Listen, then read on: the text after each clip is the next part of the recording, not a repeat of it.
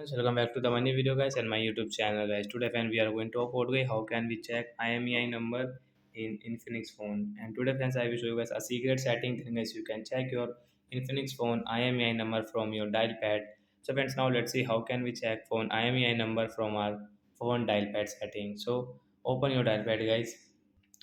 So friends, you can see guys your star has 06 has guys. Tap here to check guys your phone IMEI number 1 and IMEI number 2 guys. You can check from here in your Infinix phone device. So I hope friends you have understood how to check phone IMEI number from dial pad guys you can see device information IMEI number serial number also guys. So like that guys we can check guys phone IMEI number from dial pad. So I hope friends you have understood how to use this phone secret setting and how to check IMEI number from dial pad.